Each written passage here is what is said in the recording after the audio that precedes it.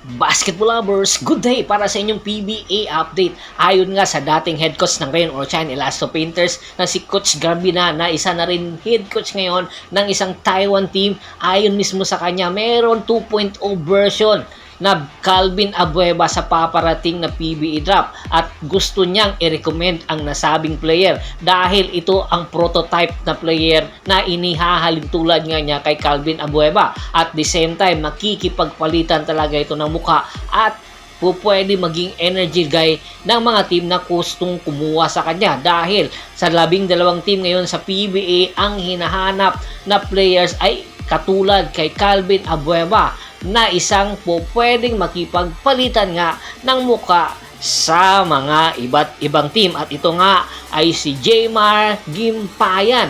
Si Jmar Gimpayan mayroong height na 6'3" at merong high leaping ability na naglalaro ngayon sa MPBL at nag-a-average lang ng 17 points per game at 24 big rebounds at 3 blocks. Kaya naman gustong irekomenda ito ni Coach Chris Garbina sa gustong kumuhang team, lalong-lalo na ang Barangay Ginebra San Miguel dahil hindi nga kilala si Jmar Gimpayan, kaya naman marami ang nagsasabi baka hindi ito effective.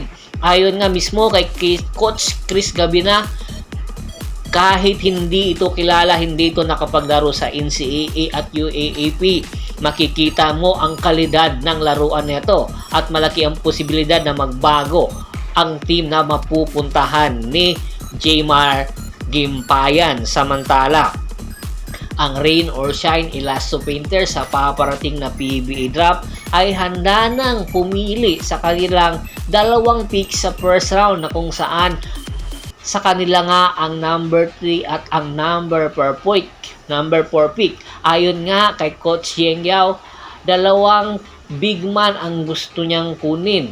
Isang big man na makakatulong sa kanya at isang big man na pwede maging guard.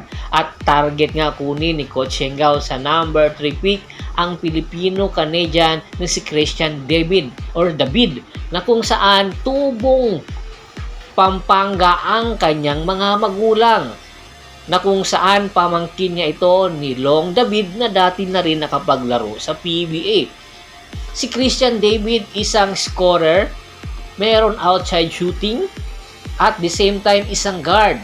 Ang height nito 6'6". So sa height nito, napakalaking advantage ito para sa Rain or Shine Elasto Painters at pwede itong maging scoring machine ng Rain or Shine Elasto Painters. Nakatunayan nga, kinausap na ni Coach Yeng Yao sina Christian David at si Luis Villegas na pwedeng kunin nila sa number 4 pick.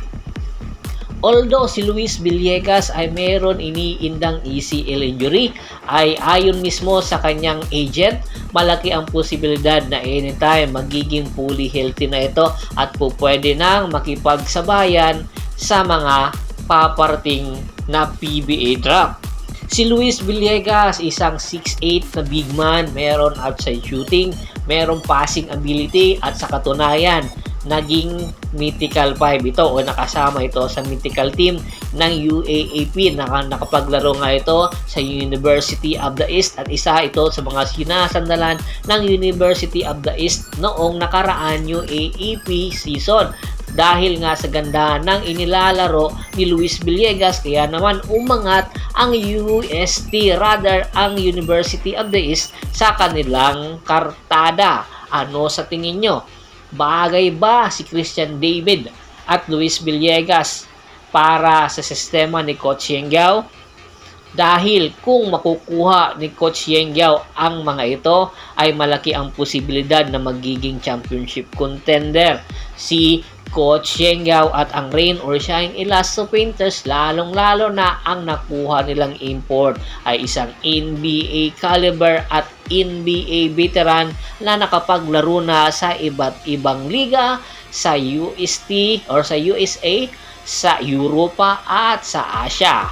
Komento na sa baba ng video at pag-usapan natin yan. Once again, this is Percival Monteron at your service.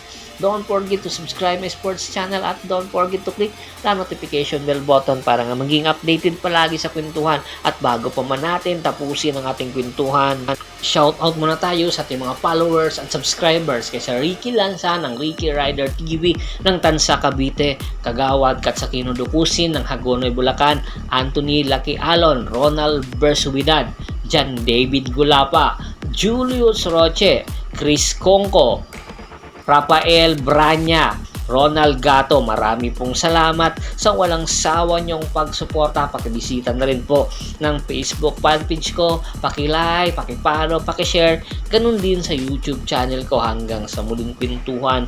Maraming salamat po.